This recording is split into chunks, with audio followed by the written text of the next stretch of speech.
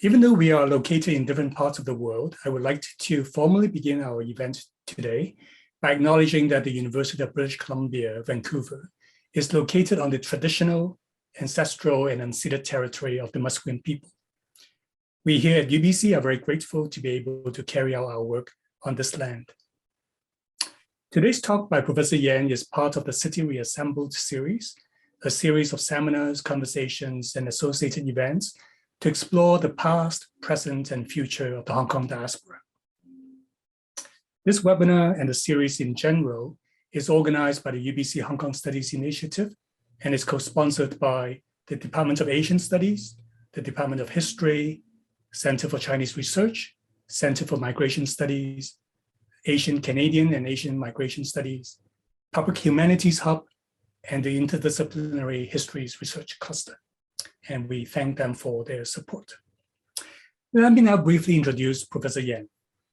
Dr. Miu Chung Yan is a professor and former director of the School of Social Work at UBC. He's a man of many hats. In addition to being a faculty associate of the Hong Kong Studies Initiative, as well as the Center for Migration Studies, Professor Yan has also sat on a variety of academic committees and community advisory boards. Born and raised in a former British colony, Dr. Yan has long been interested in the development of the social welfare system in Hong Kong. And as a scholar of migration studies, he has also conducted research on the evolution and transformation of the Hong Kong diasporic communities. Dr. Yan's latest book, Neighborhood Houses, Building Community in Vancouver, was published by the UBC Press in early 2021, and his latest commentary on Hong Kong Canadians, Return of the Returnees, Dual Citizenship and Hong Kong's Global Talent Base, can be found on Asia Global Online, a journal based at the University of Hong Kong. So without further ado, please join me in welcoming Professor Yan. Thank you, Leo. Thank you for all the kind words about me. Okay, let me pull up the screen.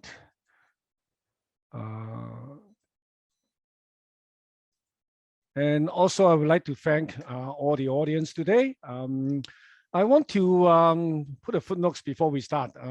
This presentation is not based on any empirical study yet.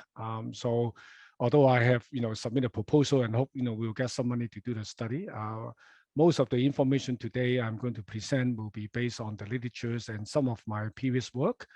I welcome any comments and we'll certainly want to hear from you. What do you think about the Hong Kong diaspora issue? So without further ado, let me dive into the focus of today. Okay, so I will first provide a brief theoretical framework for us to understand the idea of diaspora, particularly in a transnational era.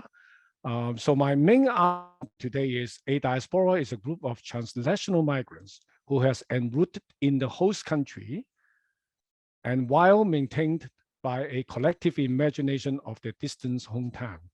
And I don't want to use the word home country or homeland or all those terms, all because Hong Kong is in a very peculiar geopolitical position. So calling it a country or land or something like that, it doesn't really fit very well with our imagination. So at least at this point, okay, we will stick with the idea of a hometown idea.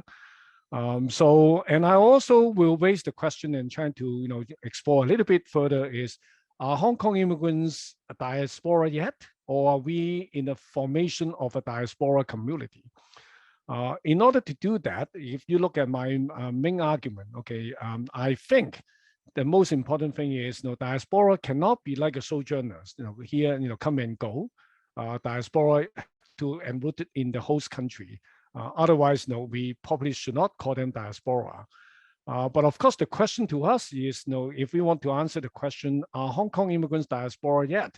We probably need to also focus, at least trying to explore whether the Hong Kong immigrants in Canada, are they enrooted in Canada or not? So this is something will be my main focus today in my presentation. So a couple of things I will try to touch on. Who are Hong Kong immigrants? and how have Hong Kong immigrants as a diaspora community enrooted in Canada, if they do or not, and in the meantime, okay, I will suggest that the enrooting process of Hong Kong immigrants in Canada is like a circle.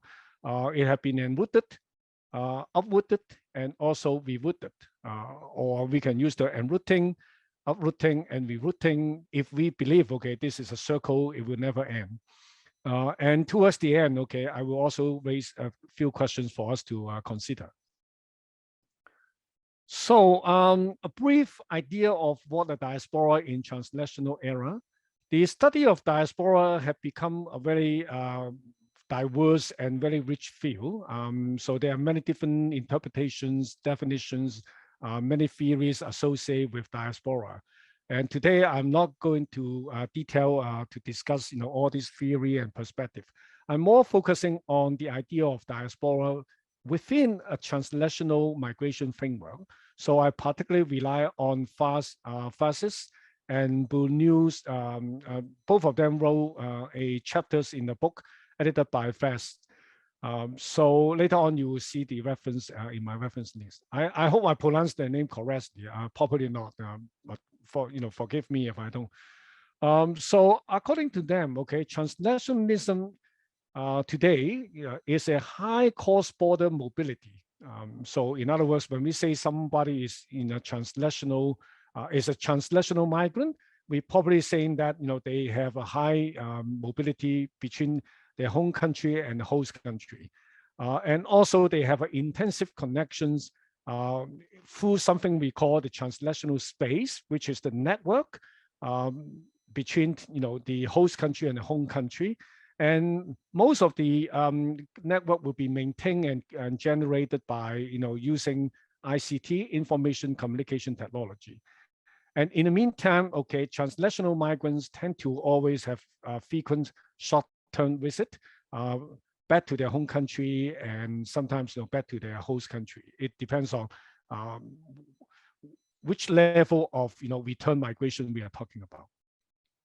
So under the transnationalism framework, okay, diaspora will be understood in a certain way.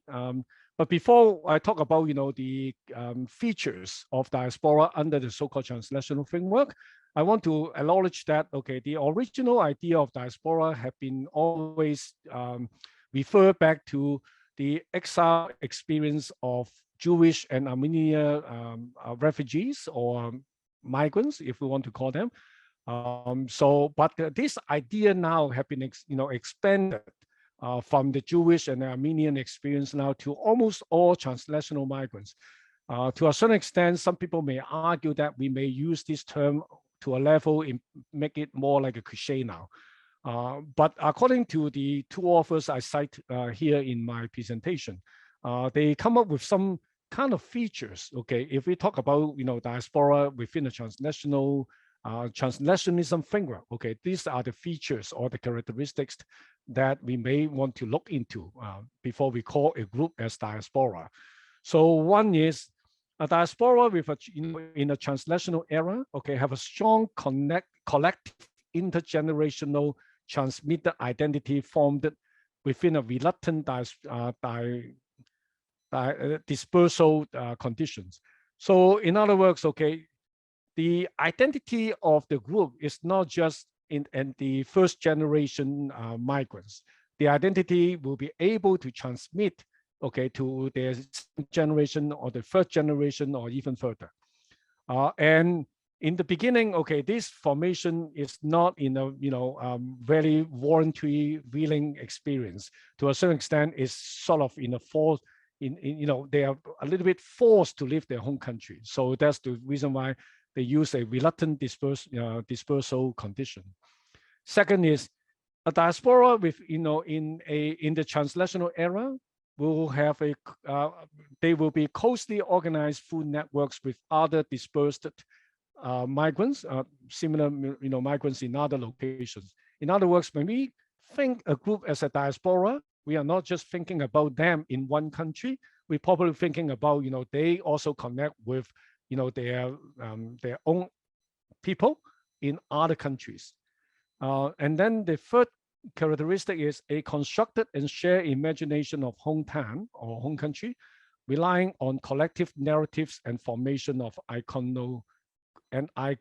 iconography. Forgive me of my, my English today. I have a long day. I have a class from 9 to 4:30. So to a certain extent, I'm a little bit sick of talking, in English. So if I'm not pronouncing the word correctly, forgive me, okay, and bear with me. So here it also mentioned that, okay, a diaspora group have to have a constructed and shared imagination.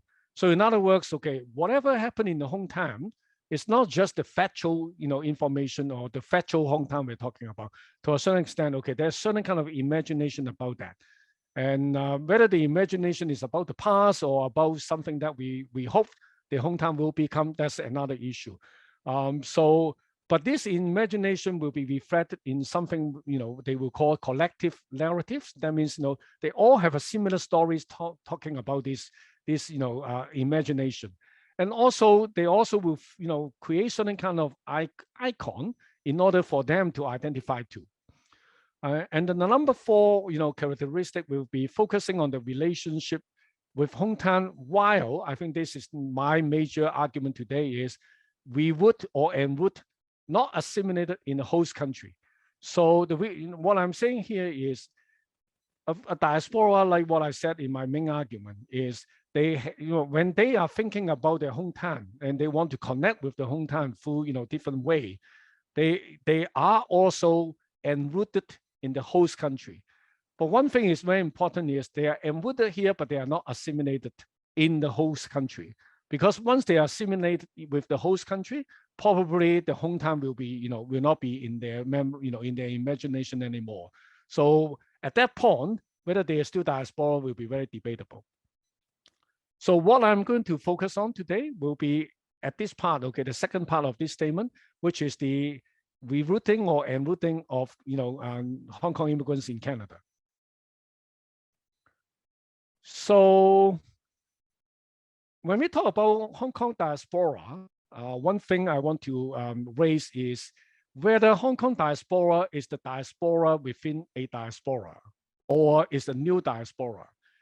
So what does it mean? Okay, so very often when we use the word diaspora, it signifies a certain kind of otherness of a group of people in the host country. So in other words, okay, diaspora itself, okay, is an inclusive group. They have a boundary, ethnic boundary between them and the whole society. So the ethno-cultural distinctiveness of the diaspora group is something that they try to maintain, trying to preserve. In the meantime, the dominant society also want to carve that out, okay, in order to signify them from the dominant group. So in other words, there's a certain kind of ethnic boundary along the line of certain kind of ethno-cultural distinctiveness. So very often, okay, this boundary, we maintain this boundary, particularly by the dominant group, by using certain kind of discriminations against the diaspora group. But on the other hand, okay, we also need to know is very often diaspora group also want to maintain that kind of boundary, like what I said, they don't want to be assimilated into the host country. So in other words, the boundary between the diaspora group and the host society or the dominant society is mutual. It's not just one side imposed on the other side. So to a certain extent, they are trying to maintain that kind of boundary in order to, particularly for the diaspora group, to maintain their cultural uniqueness and also maintain that kind of cultural intergeneration, transmittable identity. But of course, the problem here for us, when we talk about Hong Kong diaspora is we very often will call Hong Kong people as Chinese. And Chinese diaspora is have a long history and have been widely studied in many countries, including Canada. So then, of course, the question now is when we say Hong Kong people as a diaspora group, to a certain extent, we are not just trying to create a new diaspora group in relations to the whole society. We are also creating a new diaspora group in relations to the Chinese diaspora group. So in other words, okay, to a certain extent, we have to appeal to the so-called sub-ethnic otherness here. So in other words, okay, we are Chinese, but we are not Chinese. So that is the way, okay, trying to, carve out a new boundary for the Hong Kong immigrants. Of course, the reason why we need to do that, like what I said, okay, we tend to have a pan-Chinese idea in our society. So many people see Chinese, doesn't matter where you're from, you look like Chinese, you're Chinese. So then automatically you will be shuffled into the same diaspora group like the Chinese diaspora. Historically, this has been like that, okay? And the idea of so-called Hong Konger actually is not very old compared to the idea of Chinese, overseas Chinese idea. And the new idea of, and in the meantime, okay, the pan-Chinese is also generated and maintained by both internal and external force. Internal means within Canada. For a long time, okay, Chinese, tend to, come together to organize themselves. Doesn't matter where they're from, along the line of so-called Chinese diaspora idea. And then in the meantime, okay, there's external forces now we are talking about. Particularly, as we know, the Chinese government nowadays have invest lots of money trying to connect with the so-called overseas Chinese. So that kind of intervention from foreign countries, to our hostland, okay, to a certain extent, also we enforce this pan-Chinese-ness.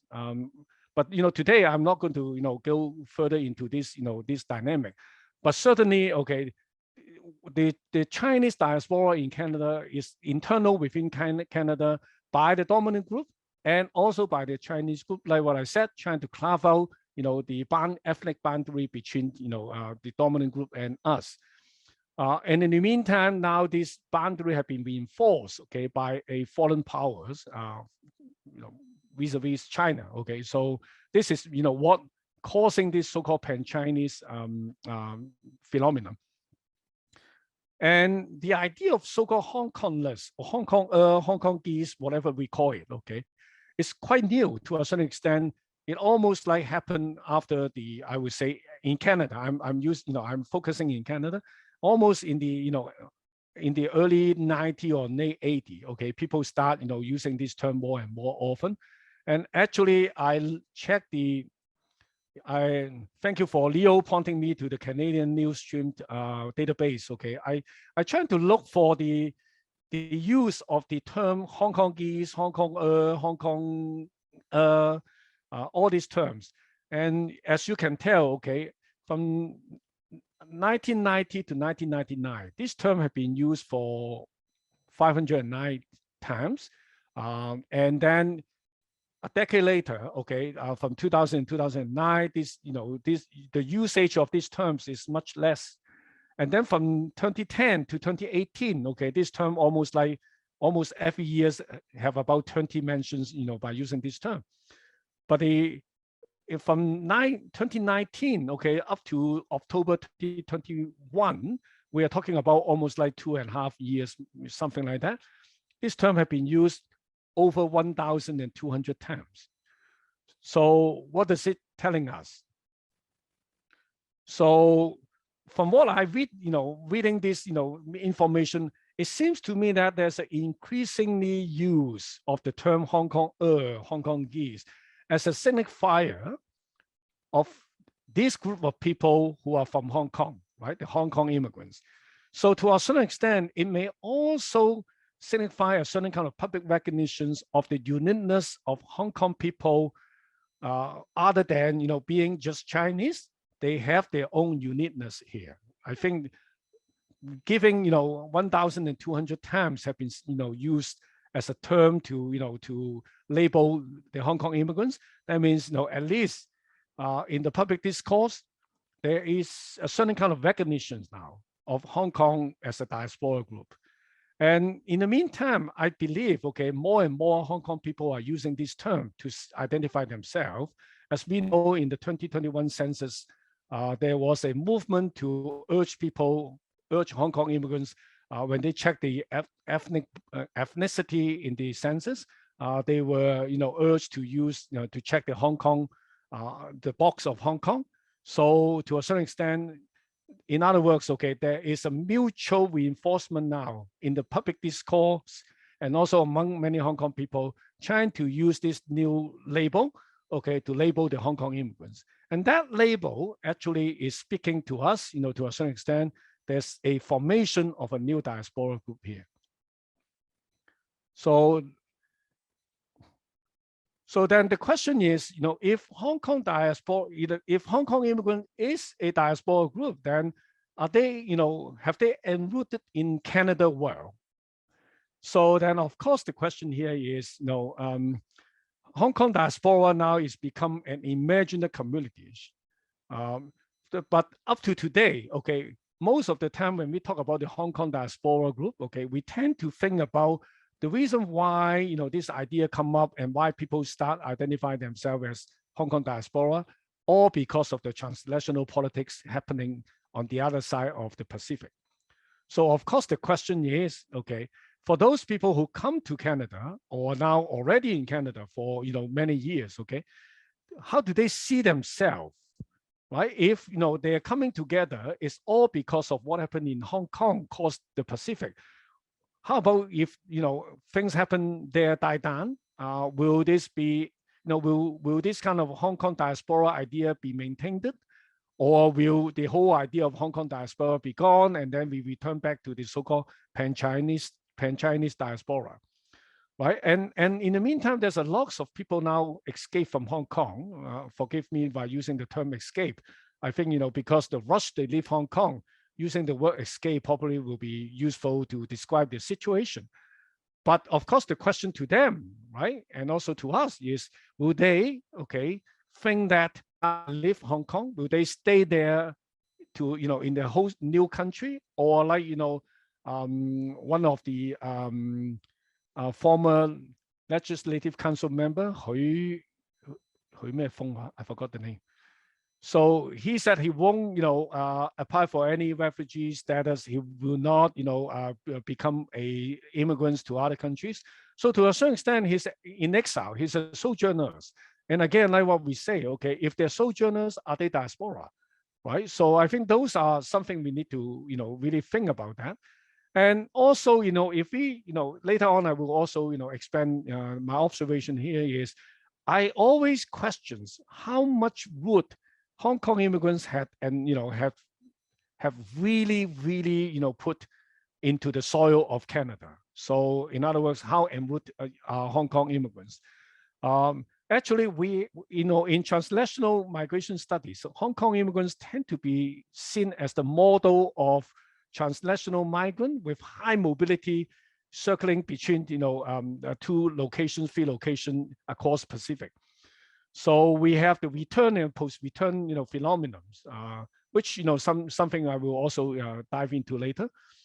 So in what follow, I will look at who are the Hong Kong immigrants in Canada and how are Hong Kong immigrants known in Canadian immigration history, and how have Hong Kong immigrants root in Canada.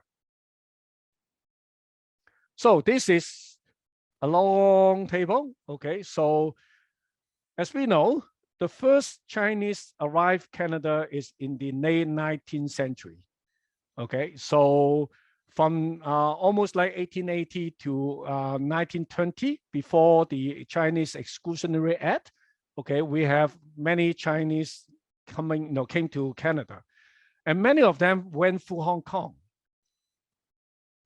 Okay, so the question is, should we count these immigrants who have gone through Hong Kong and then to Canada? Should we count them as Hong Kong immigrants? Okay, so some people may say no, because they are mainland Chinese. They just went to Hong Kong and they bought the boat. But one of our audience here, okay, Susanna Ng, did point out to me, some of those people who went through the route, okay, they may stay in Hong Kong for a few months. They really have a high attachment to Hong Kong. So in other words, okay, can we ignore this kind of subjective experience? Of course, okay, this group of people almost like non-exist now. But we know some of them later on, their family moved to Hong Kong and then from Hong Kong and moved to here. So to a certain extent, okay, we may need to consider how to relate this group of people with, Hong Kong, as a place or as an imagination. So the second wave of immigrants coming to Chinese, okay, in particular coming to Canada, okay, is after the 1967, and particularly after the Second World War, the Canadian government changed the immigration policy and allow more people from Chinese to come here to reunion. And that group of Chinese, most of them have gone through Hong Kong because, as we know, 1949, China became, turned red, and by 1950, okay, the border was almost closed. So the only way for people to leave China is to go to Hong Kong, and then from Hong Kong to somewhere else. And very often, many people will stay in Hong Kong for a year or two, or even more, okay, to get the visa before they, on board the boat and come over here. So that group of people, like what I said, okay, many of them still identify themselves, oh, I live in Hong Kong, I really like Hong Kong, I'm part of Hong Kong. So their subjective experience is another issue for us to consider is, how are we going to understand them as Hong Kong, as immigrants from Hong Kong? Or should we just call them just Chinese pass by Hong Kong? So this is another things we need to think about. But more importantly, it is in the late 60s and early 80s, there's almost more than 10,000 immigrants from Hong Kong came to Canada. And that group of people, later on, we will talk about them, okay? It's not a small number, right? We're still talking about 100,000. But interestingly, in almost all the literature, okay, this is the most neglected group. And again, I want to credit Susanna Ng, okay, for pointing out this and really, make me interested to further explore this group of people. And then the last wave of so-called Hong Kong immigrants to Canada is in the early 80s, and interestingly, up to 1997. Because from 1997, we still have about 20,000 immigrants from Hong Kong to Canada, and 1998, the number down to only 3,000. So it's like a cliff, jump right out the cliff, okay? So we, strictly speaking, if we really thinking about Hong Kong immigrants, I think most people in their mind, okay, will think about the second and the third wave and ignore or don't count the first wave into it. But again, okay, like what I said, okay, this is not an empirical study, but I certainly think this is something we should look into it in the future if we want to do a study about Hong Kong immigrants and Canada.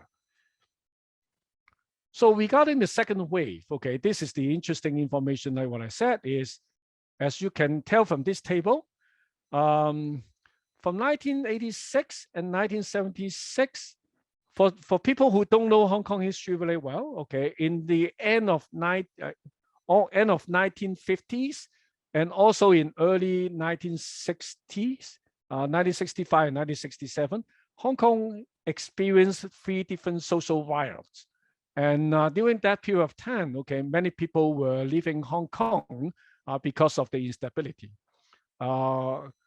So if we look at the number from 1968 to 1976, okay, we have 60,000 immigrants from Hong Kong arrived Canada, okay? And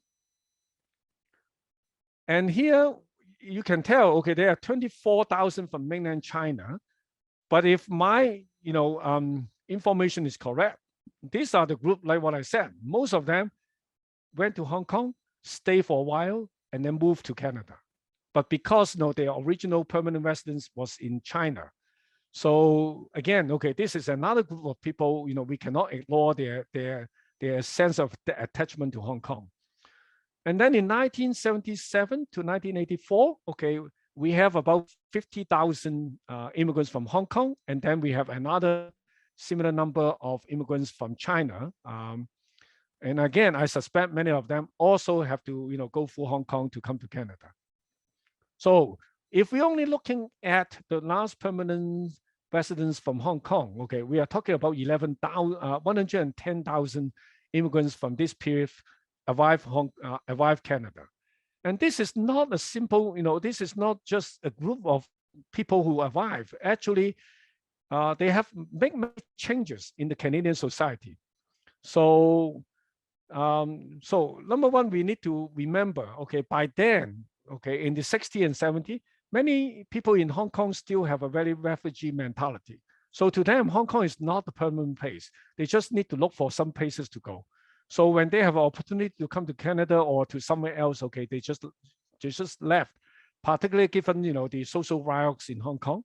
And also there are many family reunion after the head tax, after the Second World War. The Canadian government, basically opened the door for, Chinese immigrants to sponsor their family to come too. So there's a group of people also came here as family reunion. And in the meantime, the Red Flags in mainland China also pushed many people out. The 1967 riot certainly is the trigger point, okay? Trigger many people who moved from, particular the relatively wealthy family from China moved to Hong Kong because of the communists took over China. And now, okay, with 1967 riots in Hong Kong, many of them just like, I can't stay there, I don't want to go through that, again. So many of them left. And in the meantime, okay, there's also a group of people who came here to study. And because in the 70s, Hong Kong was, the economy was slowly getting better, and also some people who are a little bit wealthy and they may get a scholarship or some other things. Many Hong Kong younger people at that point, okay, came to Canada and many other countries to study, and many of them stayed. So there are many famous people, in our community. If you check the background, okay, many of them were immigrants. Were students, okay, when they came to Canada. And then after they graduate, they stay, and then they just stay until today. So this is why they want to leave Hong Kong. And then what happened here, okay, when this, he left 1,100, I'm a little bit, okay, 110,000 people arrived, okay.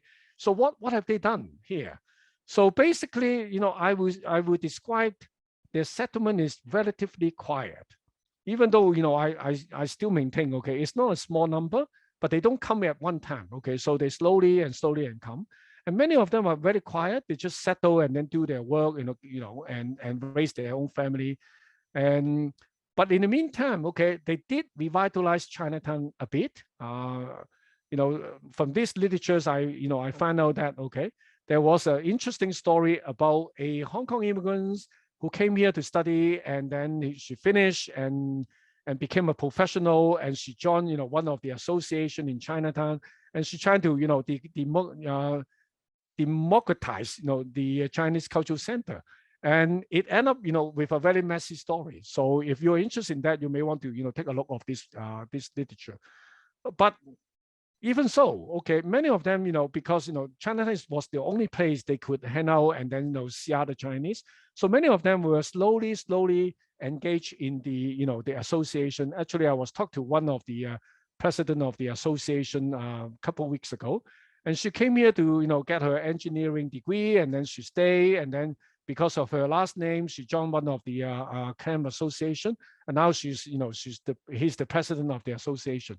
Right, so there was lots of this story, but generally they were slowly absorbed into the community, or they just stay away. Okay, but in general they are very quiet. But what is important is they did build a ethnic social infrastructure for the third wave Hong Kong immigrants. David Lay have captured this very well in his book, The Millionaire Migrants. There was a chapter on how this second wave immigrants from Hong Kong helped the third wave of immigrants from Hong Kong to settle in Canada, particularly in Vancouver and Toronto. Many of those, second wave Hong Kong immigrants became, real estate agents or lawyers or medical doctors. And not to mention about, the largest Chinese social service organization in Canada and also in BC. The Success was formed, okay, by a group of immigrants, Hong Kong immigrants, who came to Canada in the 60s and 70s, right? And also in 1979, okay, there was a W5 incident, okay, Chinese was portrayed in a very racially discriminated way. And so it finally led to a social movement against the W5 and also the formation of Chinese Canadian National Council in the 1980s. So there were some actions, taking place by this group of professional Hong Kong immigrants, stay in Canada. And David Lay even said that, okay, their presence basically form a new Chinese identity in relations to the so-called overseas Chinese, okay, 老華僑, 老華僑. So they are the new immigrants. But unfortunately, there's not much information about them. I would say they are the least studied group. So I think, if anyone interested to further explore Hong Kong immigrants and, along this line, then probably someone should do a job, to try to find out more about that. So now look at the third wave, okay? And of course, we know the third wave very well. Actually, I'm part of the third wave. So the third wave started almost in mid-1980. So you can see how this is going up, right? And up to 1993, 94, the curve came down, and actually it came down abruptly from 1997 to 1998. Okay, so this is what happened during this 10 years period of time from 1986 to about 1997. Somebody estimated that there were about more than 80,000 Hong Kong immigrants arrived Canada. But I put a question mark here. The reason why I put a question mark, because so far I still don't find a database, okay, that can really tell the story very well. Because if we use, where they last came from, okay, I know some people who applied to Canadian citizenship, not through Hong Kong office, through Argentina office, Singapore office, and I don't know, what do they fill in the form, okay, whether they said they're, residing in Hong Kong or not. So those number I don't know, but I'm pretty sure it's not a small number of Hong Kong immigrants who didn't apply for, their citizen, their immigrant status through Canadian Hong Kong office, but through other, Canadian office, somewhere else. And then in the meantime, there's some data based on where they're born. And as we know, there are lots of, Chinese Hong Kong immigrants who are born in China, but they have lived in Hong Kong for generations or for many years. So these are the number, I would say, the conservative number, we are talking about 380,000. But one thing I think is important for us to know is this 380,000 immigrants, okay, create a very unique pictures in the Canadian migration history in terms of the scale, in terms of the speed. In 10 years, we are talking about 380,000 people arrived from one city to this country. So it almost like unprecedented, in our history. And who are they? Okay, the first, preliminary idea I want to show you is most of them are economic migrants. Okay, these are the total number of immigrants from Hong Kong, and these are the number we will classify them as economic migrants, right? So their situation similar to to the mainland Chinese and Taiwanese. Okay, so in other words, it really meet what Canadian migration policy criteria. So most of them are economic migrants. And why this is important? Because economic migrant, if we remember, they are, let's look at this. Chen have done a study in 2014 and checked all this information. So in his study, he confirmed that, this economic migrants group, Hong Kong immigrants we're talking about, right? They are very often highly educated. Many of them have degree. And again, it's because of our point system. If you are familiar with the Canadian point system, education, language, work experience, age are almost the 4 major criteria. So, and all these, criteria allow the Canadian government to pick the most professional, highly educated, highly, with good work experience, and also, proficiency in the official language, right? And one more thing is, almost all of them come with some assets. As you probably, many of you know, in the 90s, 80s, and 90s, the economy in Hong Kong was, was going up. So many people were riding the economic boom, And, you know, many of them bought the property, they sold the property before they came. And that, you know, gave them some access to, you know, to come together with them. Unfortunately, this is also a misunderstanding. The misunderstanding is they came with assets, they are all rich people, which is not the case, okay? Assets means, you know, some people can afford to buy something, but not, you know, really have a luxury life. And actually, most of them still have to work. But more important is, this is, you know, another study done by Skilton in 1994. He tried to look at, okay, who left Hong Kong and why they left Hong Kong, right? And actually, his finding have been confirmed by, you know, by study later.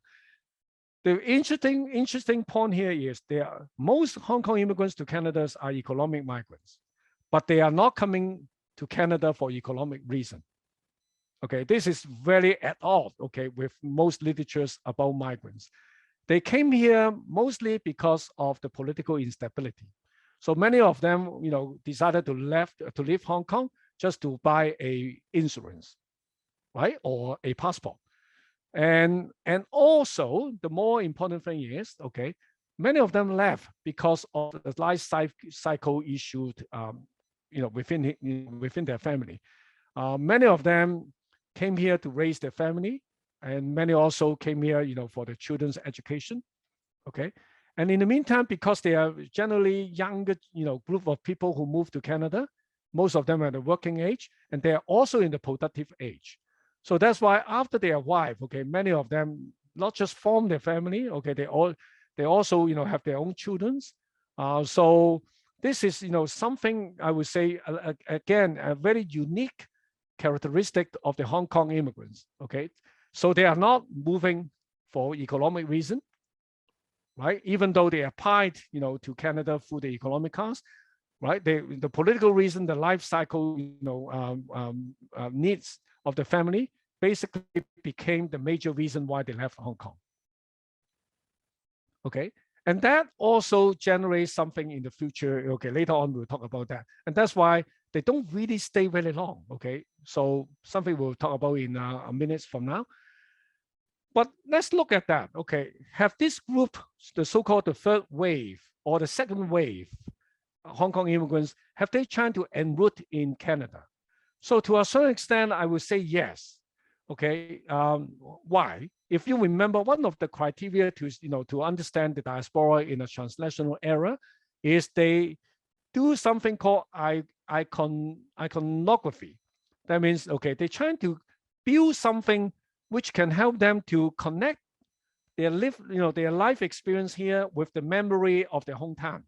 So this is what happened. Okay, number one, okay, not to mention about the monster house. Okay, Hong Kong people are obsessed with land. Okay, once they get land, they think they can build anything on the land. So that's why, you know, for in the 80s, okay, we have the monster house issue, and some of the monster house built in a very Hong Kong way. Actually, if you compare some of those monster house, okay, with our, you know, those houses in Causeway Bay or Deepwater Bay or in Saigon, okay, you find they are very similar because they are using the Hong Kong, you know, understanding or aesthetic, you know, standard, okay, trying to build their own house here. So that's why it's big. It's, you know, it's not like, you know, for it doesn't really match with, you know, with the labor house, the house of the laborers. But more importantly, Hong Kong people build lots of shopping malls, and they shop in these shopping malls. So to a certain extent, okay, many of these shopping malls just follow, okay, the shopping mall model in Hong Kong. If you've been to the Richmond, the Aberdeen Center, you probably will feel that it's almost like the Pacific, the one in Kowloon Tong. I forgot the name of that. Okay, so basically very similar, but the scale is smaller. Okay, so again, okay, Hong Kong people trying to copy whatever they, you know, they are used to in Hong Kong, and then put it here and modify it a little bit. And high-rise, you know, high-rise living. This is one thing, you know, we know in Hong Kong almost everybody live on high-rise, and here the first, you know, development, major property development here in the Yale Town actually was, you know, orchestrated by the Hong Kong developer Li Ka-shing and his family. And you like it or not, okay, almost all those apartment was sold to Hong Kong people. Some of them have not even been to Canada, and they just bought the apartment. So again, high-rise living, is another way, okay, for people to connect their life here with their lifestyle in Hong Kong. And then we also have urbanized a few major Canadian cities in Toronto and Vancouver. So the rapid arrival of Hong Kong immigrants, okay, and they all almost cluster in the same area in the city, basically push the boundary of the city. In Toronto is the Scarborough. Before the Hong Kong immigrants arrived, okay, Scarborough was a very quiet suburban area, but with Hong Kong people came, it just expand all the building. And then later on, with more Hong Kong immigrants came, okay, it pushed the boundary to Markham. But in Vancouver, okay, the same thing happened. Okay, we also, basically later on we'll look at that. We basically changed the whole Richmond. But one thing is interesting is one of our colleagues in UBC geography, Dan Hebert, did a study. Many of these, immigrants clustered area, particularly Chinese, they tend to have low income because many of them don't have work here. So in terms of incomes, they are low. But but their house value, the value of their house is high. So that's why we have this, funny, interesting enclave, right? Low income but high home ownership enclave, particularly among many Chinese community here. So now let's look at what happened here. Okay, just coming back to Vancouver. This is Richmond nowadays. Okay, and if you look at this diagram, let me move this up. So this is number 3 row. If you are familiar with Richmond, now today's Richmond is even worse. Okay, it's all high rise. But we're talking about, in 2011, and this is 1964. Okay, we are talking about number 3 row, looking south, okay, towards Francis Road. 1964, this is almost like a rural area. And 2021, this is the all well built, all built up area with a plaza, right? Not to mention if you go to number 3 row, it's totally changed. So to a certain extent, today's, if you look at the population change in Richmond, okay. So this is the number we have in 2016, I believe. So Cantonese speaking is 21%, okay, out of all immigrants, total immigrants, and Mandarin speaking is 20.5%, right? And with other language, Cantonese is the dominant one. So as we know, okay, most immigrants from China speak Mandarin. Only a few from Canton, they speak Cantonese. In other words, okay, most of this 26.1%, okay, most of them were from Hong Kong. If you look at the recent one, okay, recent means in the last 5 years from 2011, 2016, okay, Cantonese, dropped a lot. So we have less Cantonese speakers, came to Canada in the, in the recent years. So if you look at the change here, 1981, Richmond predominantly is a very white area, right? And then we're talking about Chinese here. It's very small number. But in 1991, so remember, Hong Kong immigrants start coming in mid-1980. So by 1991, we are talking about 4 years, 5 years, the number almost like triple. Okay, and then nowadays, okay, 2001 is still a good indicator to see how many Hong Kong immigrants arrived, because mainland Chinese immigrants start coming to Canada in 2000 and, become a major force, okay, major immigrants group starting from 1998. Okay. Before that, we still see about 10,000 or something like that. In other words, okay, Hong Kong immigrants make up a large number of these so-called Chinese, okay, in Richmond in 2001. But of course, nowadays, okay, the number is even higher. It's 50% more, and most of them, as we read from here, are from mainland China speaking Mandarin. So in other words, the change of Richmond was largely dealt to the arrival, the rapid arrival, and also the large scale of arrival of Hong Kong immigrants. So what did we do in terms of enrooting again? Okay, so we're trying to preserve the memory. So what happened is we have our self-sustainable ethnic cultural market. So if you know, for those who have been in Canada in the 1990 and I would say almost 1990 and 1980, you will see that at that time, okay, Hong Kong, you know, immigrants trying to create their own newspaper, own radio, you know, stations, own movie theaters, and also their own, you know, food market and restaurants. So they try to maintain a certain kind of Hong Kong style lifestyle in Richmond or in Scarborough, in Markham, in Toronto. So Hong Kong entertainments, video, magazines, even though, okay, you have to wait for a week to read the, you know, the so-called most updated, you know, Apple magazines, okay, but people just line up, you know, to wait for them to come. In the late 1980s, we have the Chinese movie theaters, right? And altogether, you know, at one time, Vancouver have 6 movie theaters showing, you know, movie from Hong Kong. And also we have the Chinese media. We have the Cafe International TV in 1982, China Vision in 1984. Okay, pay attention to these two. These two are created by the second wave, mainly by the second wave immigrants from Hong Kong, okay? And then Fairchild Radio, Fairchild TV, Tsingtao in 1978, Mingpao in 1993, right? So we just, you know, Hong Kong immigrants trying to create, right, their own cultural everyday lifestyle here. And the impact, you know, we can tell is Hong Kong movie really hit Canada, and everybody know about, you know, Li Xiaolong and Jackie Chan, you know, all this. And the shopping style in the past, you know, Canadian also shop, you know, in the big mall, but now we have, you know, this kind of boutique, but, you know, a mall, okay? So a very new style. And food, of course, okay, in 2020, somebody even called, okay, we are the best Chinese food, we have the best Chinese food in the world. And we revitalized the Christian church. So in 2008, David Lay did a study, and they looked at, you know, all the listing of Chinese church.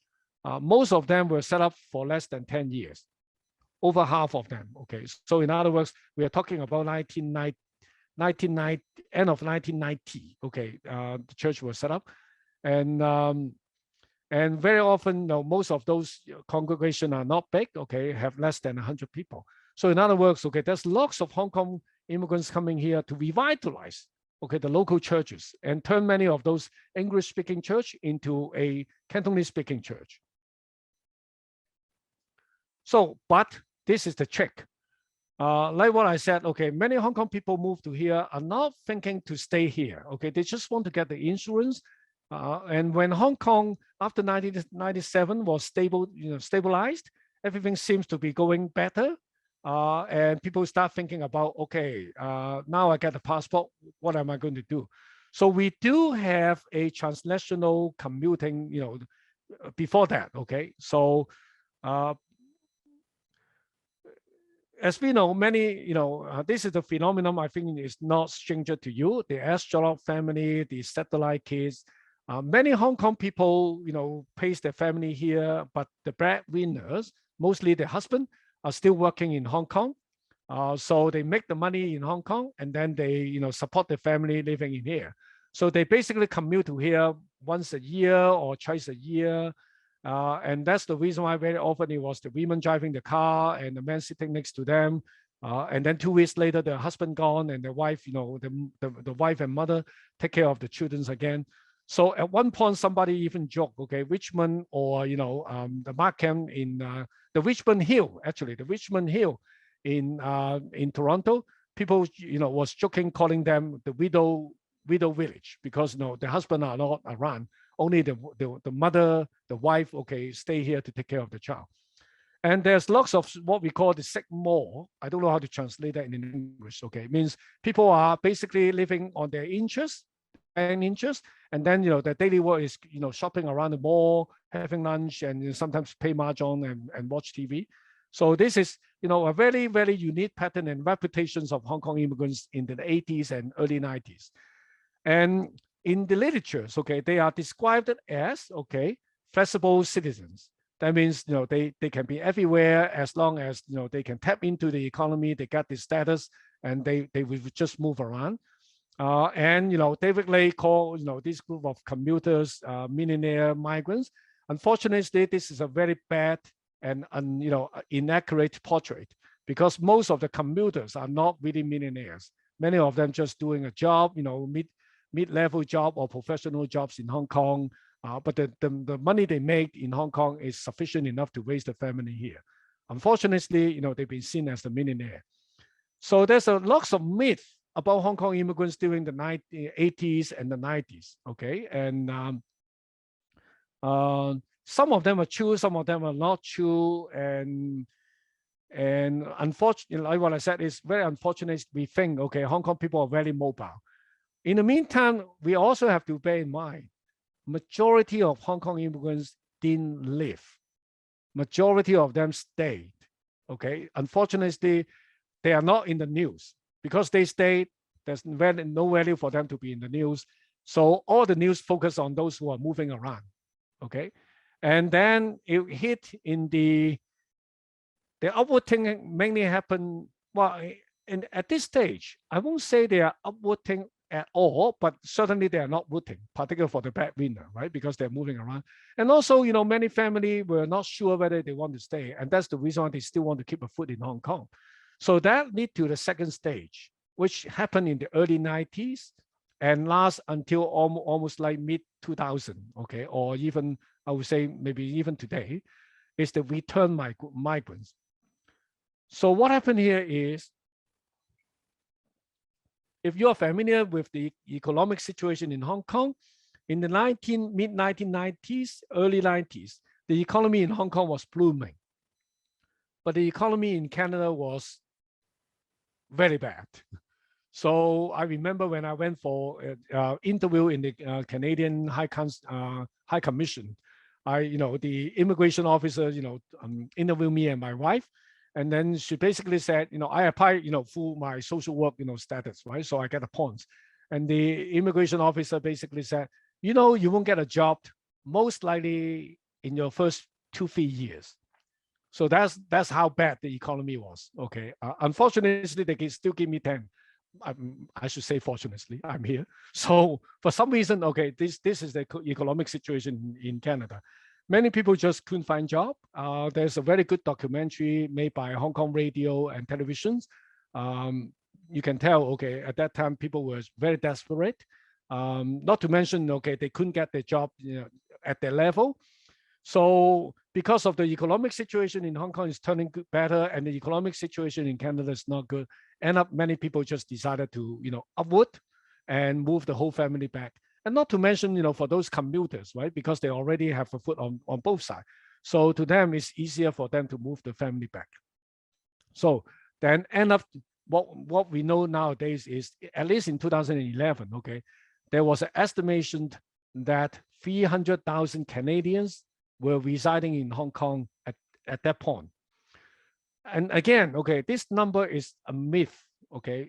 Nobody knows exactly how many, and everybody just guessing up to today, okay? I think, last year when, the national security law was imposed in Hong Kong and somebody was talking about have to retreat the Hong Kong, the Canadian living in Hong Kong. So somebody were, trying to figure out how many people, how many Canadian exactly living in Hong Kong. And I think the Canadian embassy in Hong Kong, again, okay, the estimate, the number is again, 300,000. Unfortunately, at this point, I still don't know. Okay, I don't think anyone can tell me 100% how many Canadian living in Hong Kong. What I can tell is most of those Canadian living in Hong Kong are originally from Hong Kong and moved to Canada. So that is sure, okay. But it again put Hong Kong on, put Hong Kong immigrants onto, on many news, okay, because there's so many there. But that also reflects to a very important point is how enrooted Hong Kong immigrants to Canada. So some people even raise the question is, will Hong Kong people be loyal to Canada if they don't really think they need to stay in Canada for good? If they always look on the other side of Pacific and thinking that they can go back, okay? So there's always a big questions in many people's mind. And I also want to highlight one thing, okay? This is a study I did, okay, in early 2010. We did a study to look at a group of young people, Hong Kong, young people born or, raised in Canada in a Hong Kong immigrants family, and they went back to Hong Kong to work while their parents stay in Canada. So we interviewed them, and many of them don't even cannot even read Chinese. Okay, they may be able to speak Cantonese a bit, but they cannot read Chinese. But they still decided to go to Hong Kong to get a job. So we did interview them and ask why. Right? Again, okay, majority of them were talking about the economic reason. Okay, because Hong Kong gives them more opportunity to to get a better job, a better career. So that's what happened. Oh, I already passed through 1 hour. So again, that go back to nowadays. Okay, what happened today is we have a rerouting. So I use the word rerouting because, as we know, 2014, okay, we have the umbrella movement in Hong Kong.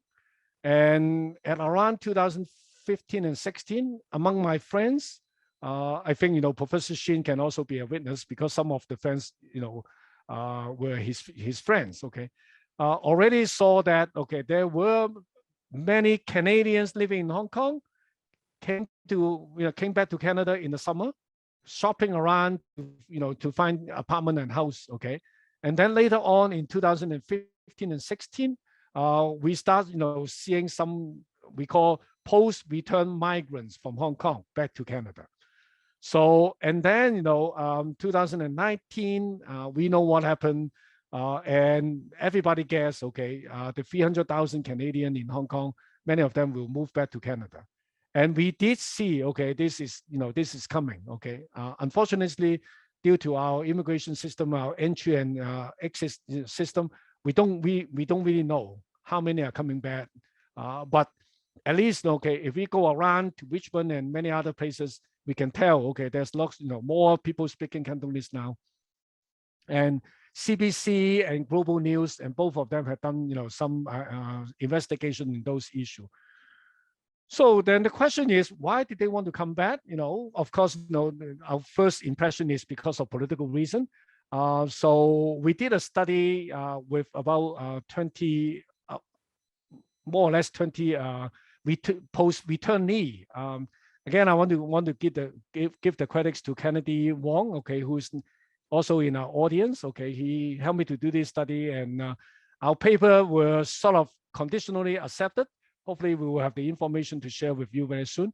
So when we interviewed them, okay, we asked them why do they want to come back? And interestingly, again, okay, although we guess, okay, the political reason is key, but most of them don't talk about political reason in the beginning. And they basically trying to say, explain the reason why they come back is, again, life cost issue, because they want to raise, their children here, or they want to retire back to here, or they're sick of, the work in Hong Kong, or the, expensive property in Hong Kong, and many reasons. But political reason is just one of the many, and very often they don't even put it into, the upfront. But if you look at, the reason why they want to come back to Canada, actually, to a certain extent, it's like a déjà vu. It's almost like repeating what their parents did, okay, 20, 30 years ago. So again, political situation in Hong Kong, plus all these other factors, push, people away from Hong Kong, and now they're moving back to here. So of course, the question now we need to ask, okay, is when they are coming back, what does it mean? Okay. Of course, we can say they can, rejuvenize the aging Hong Kong immigrants community, right? And also, how to re-expand the ethnic economy. As we know, okay, more and more supermarkets now, you have to use Cantonese, you have to use Mandarin, and more restaurants are selling, mainland Chinese dishes. So now with, more and more Hong Kong immigrants coming back, will we see more seafood restaurant, more, cha chan tang? We don't know. Okay, will we have, another? At least now we know we have a couple online those web, TV and radio programs now. And also, okay, with so many young people left, and returned to Hong Kong and left their parents here. Okay, so we at one time, we are experiencing a very rapidly aging Hong Kong immigrants community.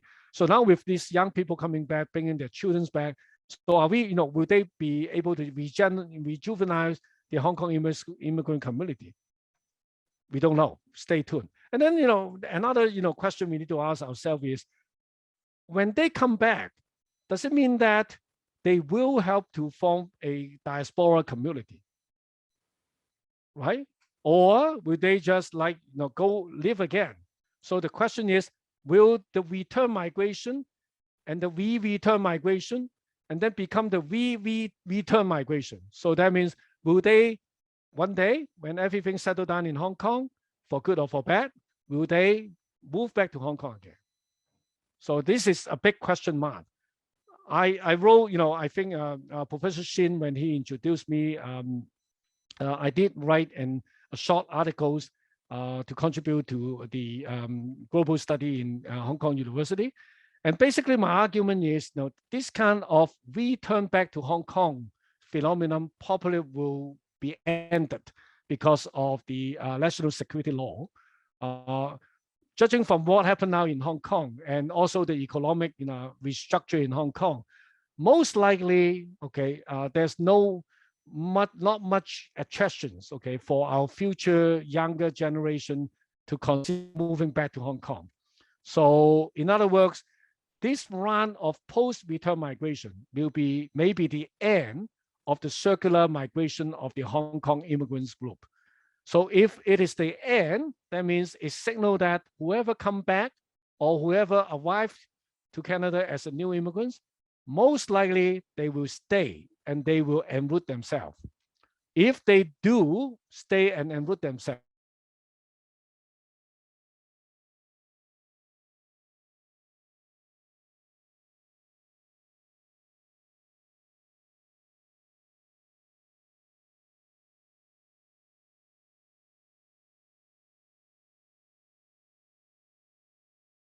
lots of people now think we are Hong Kong diaspora, but it's still an imagination. How are we going to sustain that, right? And most importantly is we have to rethink, what is Hong Kong? Is Hong Kong just a place? Is Hong Kong an ideal? What is Hong Kong that we are imagining, right? And reality is, okay, at least in a very short period of time, probably in my lifetime, okay, it's really hard to see Hong Kong going back to the past. But what will be the futures we are looking at? So I think this is another thing we need to think about, right? Because one of the criteria for diaspora, as a diaspora, is we can pass down an imagination of our identity to other, to the next generation. What are we going to pass down to our next generation? When we say, there's a place called Hong Kong, we always want to go back to Hong Kong. What are we passing down to them? So what is the Hong Kong we want to pass down? And can we rely on transnational politics to sustain this diasporic imagination, right? So at one time, as we know, okay, for a long time, when we went to the June 4 candle vigilance vigils in the Chinese embassy, we can tell most of the people attend, okay, for a long time was older generation. It was almost like in the 2019-18, okay, we saw more younger people joining, going. So in other words, okay, transnational politics at one point, okay, it will die down. So once it died down, what will be there, okay, for us to keep this imagination? And how can we ensure an intergenerational transmission? How to organize the Hong Kong community? Can the connection be related solely on ICT or existing iconographical structure, or a new social infrastructure is needed? So how are we going to connect ourselves? One thing I think, Hong Kong immigrants have done very bad compared to many other groups, right? Particularly compared to mainland Chinese group, is we don't organize ourselves. We don't have any association or organizations that can bring Hong Kong people together. In the past, okay, we have the success. But success now, to a certain extent, okay, have become, very grounded, very rooted in Canada. And they become more and more multicultural, right? So at one point, they even have, the Richmond, the mayor of Richmond's, his wife as the president. So in other words, okay, success is no longer our imagination. It's no longer our iconographical structure that we can hang on to. But other than that, okay, if you look around, okay, Hong Kong immigrants in Vancouver particularly are not organized at all. So if we want to be a diaspora community, what kind of organization we need? How are we going to form those organizations? And how to counter the dominant Chinese discourse? This is important, right? And even though, I know some younger generation will tell me I'm not Chinese. At my generation, I will not agree with that, okay? I am Chinese, but what does it mean Chinese, okay? My meaning of Chinese is different from the meaning what the Chinese government will tell me, okay? To me, okay, Chinese is a cultural identity, not a national political identity, right? But what does it mean? How are we going to deal with that, okay? Because you can tell people you are not Chinese, but people see you're still Chinese. So how, when we are going to, when we are creating this so-called Hong Kong diaspora, what do we need to do, okay, in order to detach, but not, really like cut off, okay, our Chineseness? I think this is another thing for us to consider if we want to form this Chinese, the so-called Canadian, Hong Kong diaspora.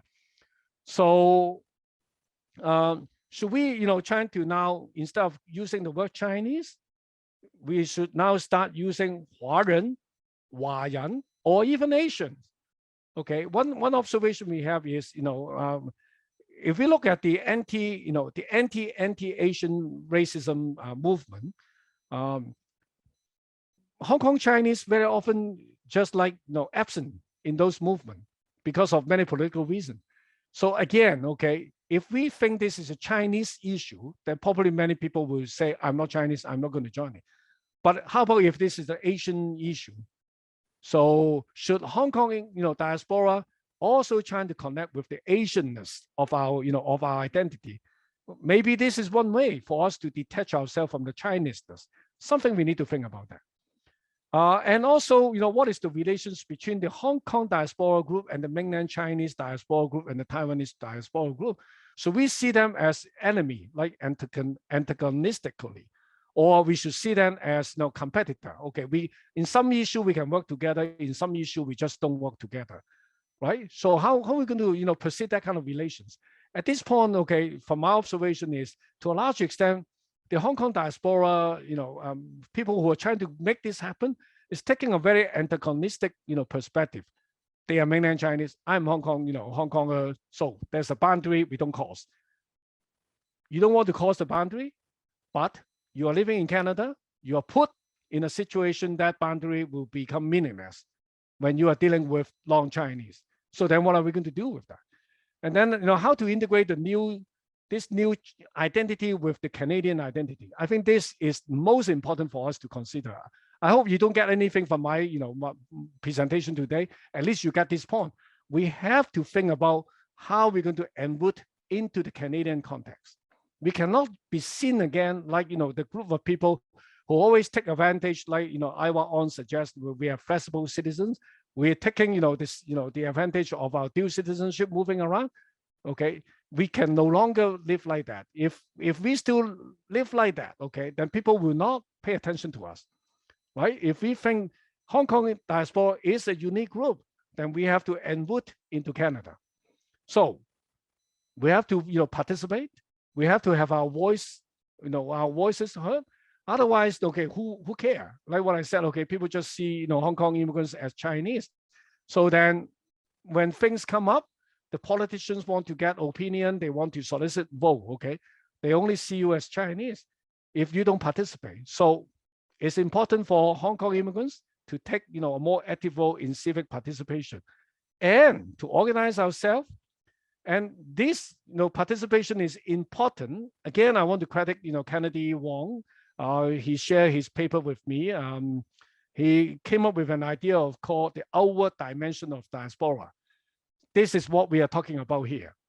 If we don't have our voices heard, Canadian politicians will not take any actions to support the social movement on the other side of the Pacific, right? And many diaspora groups in Canada, in the North American country or European countries, they take a very active political role, not about not only focusing on the politics of their homeland or hometown, home country.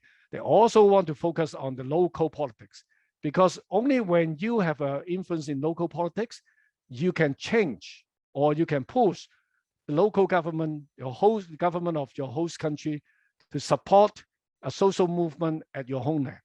So again, this is something important for people who think Hong Kong immigrants is a diaspora group and they wish to have a Hong Kong diaspora group.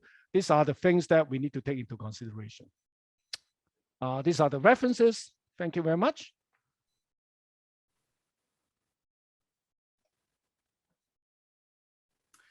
Thank you. Thank you, Professor Yan. When you said that your talk was going to be only 45 minutes long, I wasn't taking you seriously.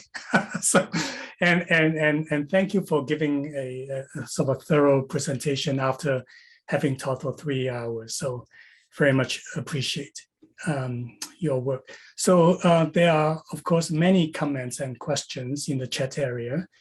And well, first of all, thank you for all the comments and questions from the audience. And please continue to type in there. We may not be able to get through. So what I would say is that we are going to extend our session for another 15 minutes. So officially we were going to end at 6:30, but I think we probably should aim for 6:45, right? But of course, audience, you are free to go. It's Friday evening. You deserve your break, right? Those who are interested can stay around. So there are a number of questions, comments. Some of them are more philosophical, conceptual. Some of them are more specific. But I thought we could start with the question by Jingyi, because this is a point that you, towards the end, Professor Yan, you also talked about Hong Kong diaspora, Chinese diaspora. So Jingyi's comment or question is, Dr. Yan, you mentioned that Hong Konger is Chinese, but also not Chinese. Could you share more about the criteria that distinguish between Hong Kong diaspora and Chinese diaspora? It may be a very simple answer. It may be a long answer. First of all, before I answer the question, I want to thank Rick Chen from Hong Kong U. Okay, he filled in the information I didn't provide. The answer is very simple. It's very subjective. There's no objective criteria you can distinguish that.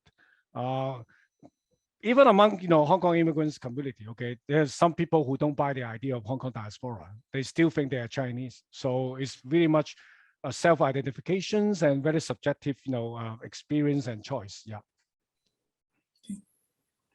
And then if we go back to the start of the questions, so by Ronald,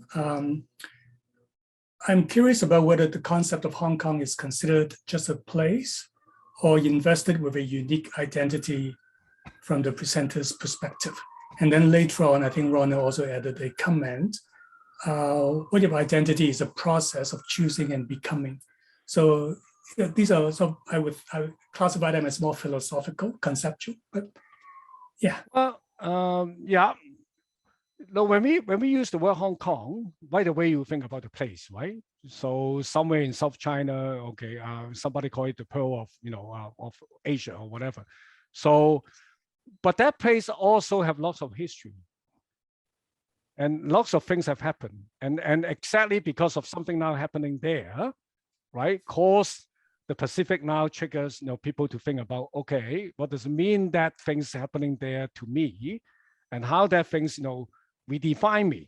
So that's the reason why I said, okay, we need to think about Hong Kong as a place. If you remember when I talk about the first wave, right, and also the many family of the first wave, okay, who joined their family through family reunion in the 50s, many of them have gone through Hong Kong. Like what I said, okay, they gone through Hong Kong maybe for a month, or some people stay for a couple years or a year, and then they move to here. To them, Hong Kong have a very unique meaning to them, because it's the place totally different from China. And it was the first time they ever touch or taste something called the freedom or something called capitalism.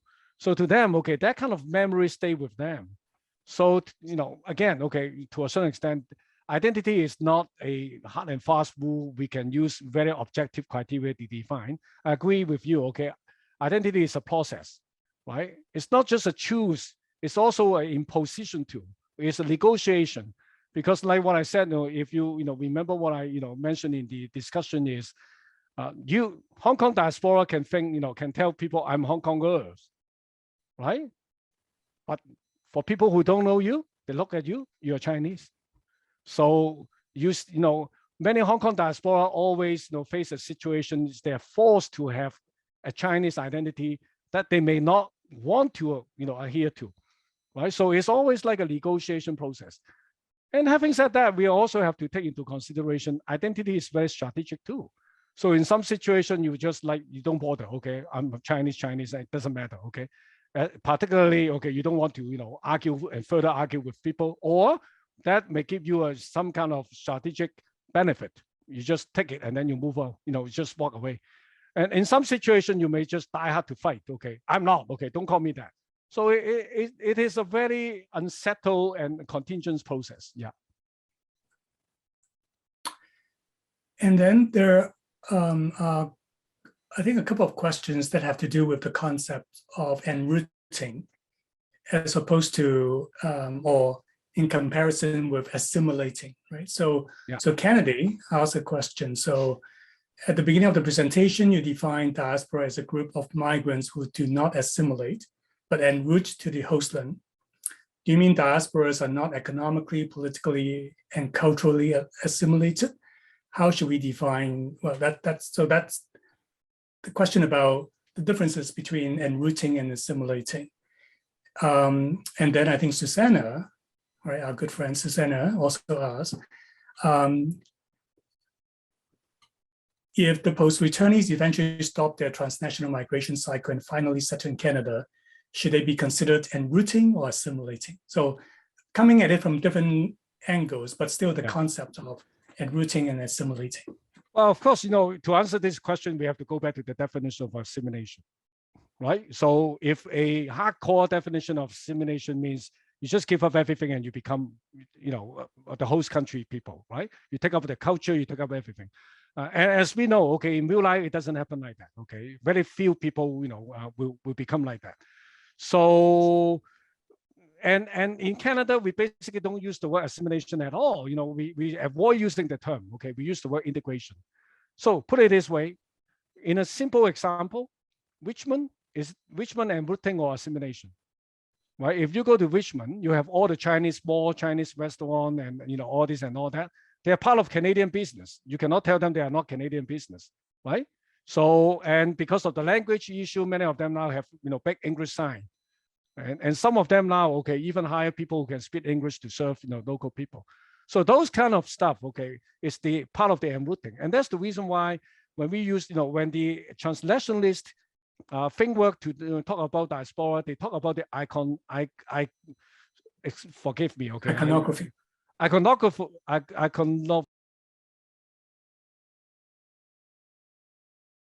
structure is the way to defend their own culture, their own boundary, while they are enrooted in a host country. The enrootment is not like, I become them, okay?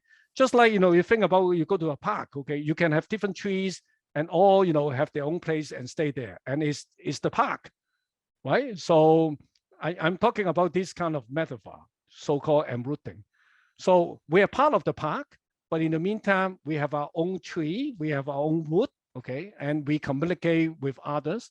Actually, one of the colleagues in UBC forestry just, published a book about mother tree. So tree talk to each other. So it's not like tree don't talk to each other, right? So the enrooting I'm talking about is the resistance to be assimilated, but in the meantime, an effort to be integrated.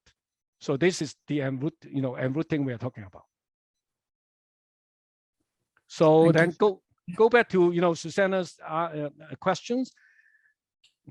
It's really hard to tell. Okay, I think in our study we and also we did a few, a community event and talked to people in the community about, we returned back to Canada. Many of them feel like they are just like a new immigrants coming to Canada again, even though, some of them born in Canada or have been in Canada for 10 years before they moved back to Hong Kong. But they left for so long.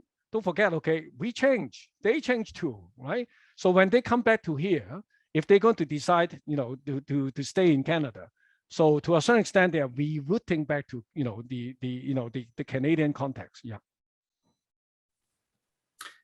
Thank you. It's a very interesting distinction, right? Enrooting and an important one, I suppose. Yes. Yeah.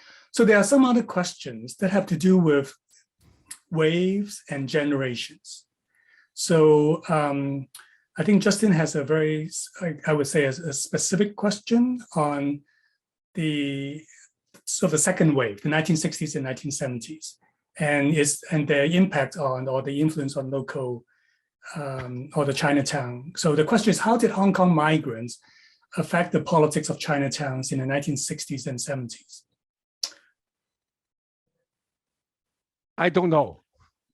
Okay, I have to confess, okay, I don't know.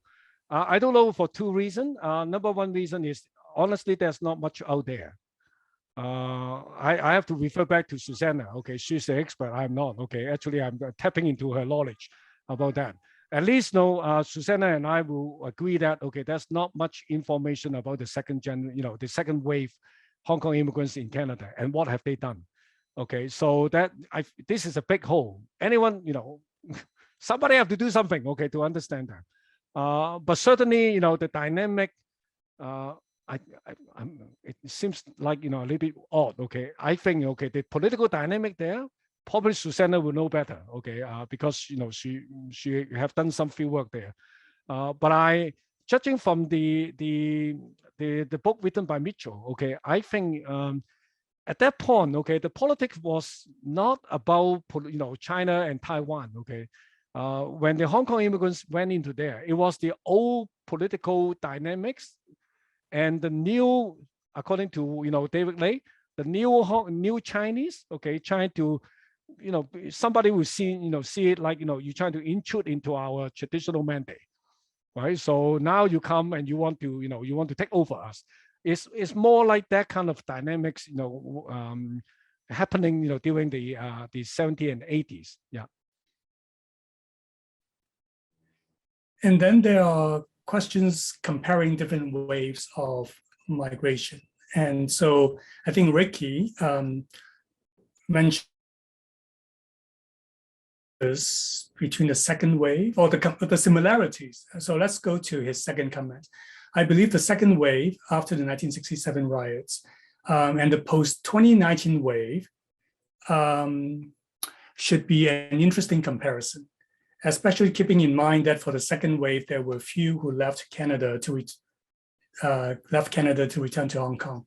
The post-2019 wave is similar to the second wave in the sense that their arrival at Hong Kong will not be mostly economic migrants, as they most likely would not be arriving with the level of assets because they are escaping and forced to move. So I guess the point is that the 1967 generation wave was in some way pushed because of the politics, CCP politics and the disturbances in Hong Kong. And the post-2019 wave was also pushed by the disturbances in Hong Kong. So that comparison, I think in an earlier comment, Ricky also tried to distinguish between the 2015 wave, of the post-2015 wave and the post-2019 wave. So different waves. What do you think? Well, I put it in this way: the 60s, 71, and then the 80s, 90, and then now, the 2015 and 19. It showed one interesting, similarities among them is something happened in China that impact on Hong Kong, right? And don't forget, okay, who were in Hong Kong or who are in Hong Kong? Majority people in Hong Kong were refugees from China. They tried to escape the communists in the 1949, okay, and then they moved to Hong Kong, including my parents and many of our, your parents and many people. So to them, okay, the red threats are always real. And I believe, okay, any of the Hong Kong immigrants family here, okay, if they want to talk about the family history, this is the part of history they will always, talk to, share with the younger generation, if they dare to, right? Some just don't want to talk about it. So, and if we look at that, okay, it is that change of relations make Hong Kong unstable and then push people away.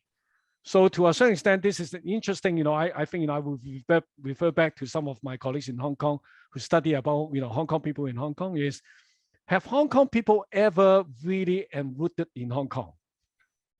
I think that's a very interesting thing, right? Even though in the starting from the mid 2015, there's a huge trend and movement called本土, right? 本土運動, right? The local movement. But I still doubt, right? If that is the movement, then why people now when they get a passport, BNO, okay, right away, I was told, okay, now there were about 100,000 already moved there. I'm put it, let me clarify. I'm not blaming them. That's not what I'm trying to say. What I'm trying to say is, even though when people talking about 本土, okay, the threat from China is is in the family gene to a certain extent. When this happened, okay, everybody just like looking back to their ancestor. What did they do? They left, so I left. So I think that is when I say they're similar in this way, right? So and then when compared to the 2015 and the 19, I won't even separate them, because it's a trend. So 2015, slowly some people were exploring to come back. And actually, what happened is, during that period of time, more and more families sending their children back to Canada to study, right? Don't forget, okay, there's a huge, large group of young people born in Canada and then moved back to Hong Kong with their family. And they were sent back to here to study. So I can tell from almost like mid 2010, okay, the number is going up. Actually, the reason why I said that, because I already took care of four youth like that. Okay, they were my friends' children. Okay, so almost all came, after mid 2010. But later on, when 2019 hit, it's no longer the young people were sent back to Canada to study. It's the whole family now moving back. So we see more and more the family movement back to here. It's not individual movement back to here. So I would say it's a continuation, and the umbrella movement and the 2019 movement cannot be analyzed separately, right? Because they are in a continuum. So similar, to that continuum, if the move back to Hong Kong, back to Canada, yeah. Thank you. Then there's the question by my colleague Helena, and it has to do with, in some way, related to what you said earlier on about how we imagine Hong Kong, right? How do we? And so I'm curious about the dynamics between different cohorts, for example, the third wave and the latest wave, regarding their imagination of Hong Kong.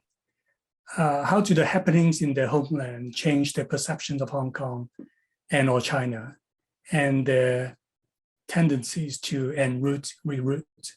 So again, it has to do with different cohorts and their different imaginations. Well, I think this is a very interesting moment, in Hong Kong immigrants' migration history to Canada, because this is the moment, funny enough, okay, and also to a certain extent, sadly enough, okay, the younger generation actually is the generation pushing for that diaspora imagination. And that movement, I would say, connected back to the 2019 movement in Hong Kong. It was also led by young people. So I think that transnational relations sort of, trigger to, the younger generation here who think that we need to support, their counterpart on the other side of the Pacific. So I find it interesting to a certain extent. Okay, the whole idea of the Hong Kong diaspora now, in formation, is a collective effort. Okay, between the generation like mine, right, and a younger generation and the younger generation all come together. So to a certain extent, okay, this is an intergenerational movement or intergeneration imagination of what Hong Kong diaspora is. So from that end, okay, I would say there's certain kind of commonalities among these different generations. Yeah. I mean, I was still struck by. I'm struck by. I think we had a talk a couple years ago. I forgot exactly when. Right when there was a post 97 generation.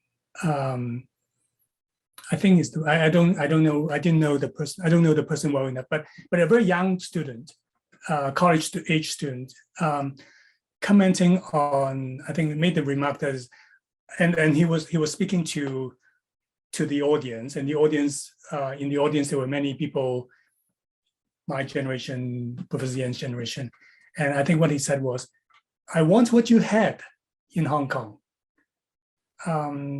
And that's very interesting because he didn't grow up in Hong Kong. He didn't experience 1980s, 1990s Hong Kong, and yet that's what he said, right? I wanted what you had. I want what you had. Yeah. And that's an imagination. Yeah. And how did that imagination come about? It's very interesting. Yeah. I think that. Yeah. Go ahead. I think that imagination is exactly what caused today. Okay, we have this topic because somehow I think Professor Shin and I have participated in some community events in the past. Okay, every time we organize something related to Hong Kong, okay, the FH8 of those people who came was about 55 or above, right? Before we didn't do a survey, but that's more or less right. Yes. Yeah, before 2018. Okay, this is what we saw. Okay, and many I won't say many. Actually, there's not many. Okay, at least 2-3 organizations here, Hong Kong people organized together. They were struggle. Okay, to find newer generation to join them. For some reason, 2019, it just all of a sudden dawned on many younger generation who were not like what you said. They're born here. They may have visited Hong Kong, but for some reason they just pick it up and then they all of a sudden think, okay, this is important to me, right? This is part of me. And all of a sudden, okay, they start, thinking about, okay, what does it mean as a Hong Kong, someone coming from a Hong Kong family, right? And if somebody call me Chinese, okay, I feel offended because, this is what happened on the other side of the Pacific. Okay, I don't want them to call me in that way. So, and all of a sudden that kind of energy pushing to a certain extent, merged with, the so-called the localism in Hong Kong, and and sparked by the political movement in Hong Kong, and then all of a sudden here, okay, this idea, Hong Kong diaspora, just pop to a certain extent, just pop up. Yeah, it's a very interesting phenomenon. Somebody in political science or whatever should look into that. Yeah. And I'm mindful of time, and I just want to draw the audience attention to some further comments by Susanna on 1960s, 70s, the second wave, right? So Susanna mentioned Miu Chung's book, Chinese in Canada. Is that the title? I forgot the title, but you can look it up, right? Yeah. Hong Kong migrants who came in the 1960s and 70s tried to compete to define Chineseness in the Canadian context. This wave of Hong Kongers were educated and many were professionals. They really wanted to redefine the image of Chinese in Canada, whom so far at that time were seen as from the pattern stock. So anyway, you can read the rest of her comment. Yeah. And then Mo observes that the competition to define Chineseness only stopped after Canada officially adopted the policy of multiculturalism in the 1970s. And then Ricky also, I think Ricky wants to draw our attention to 2014 as a important juncture. The majority of Hong Kongers were not forced to show their political allegiance, and there's no incentive for them to express their own political views when coming to Canada. However, post-2019, the formation of a yellow-blue dichotomy, political allegiances are no longer made or chosen in secret. So I guess Rick is very Ricky is is very kind, but I think he's pushing back the argument that the 2014, 2019 is a continuum. So there's a distinction that he wants to make. So I think something for us to be mindful. Anyway, Professor Yan, do you have any further comments on? Oh, I won't disagree. I won't disagree with that. Okay, but to me, okay, I'm situating here. When I see people coming, okay, I don't see them coming in stage. I can see the trend slowly go up, right? So that's why I won't distinguish them, at least from what I'm seeing here. Yeah. Okay. Well, thank you very much. It's 6:42. I think we should draw it to a close. Before I thank Professor Yan again, I just want to say that for those who would like to sort of stay behind for another 5 minutes, we can do that after the official sort of ending of the event. So in any case, I would like to thank my student assistant, Sonia, for her help behind the back, sort of behind the scene, and also by designing the poster for the event. Thank you very much. And I also want to thank the audience for staying with us on a Friday evening. Thank you. And of course, finally, please join me in thanking Professor Yan.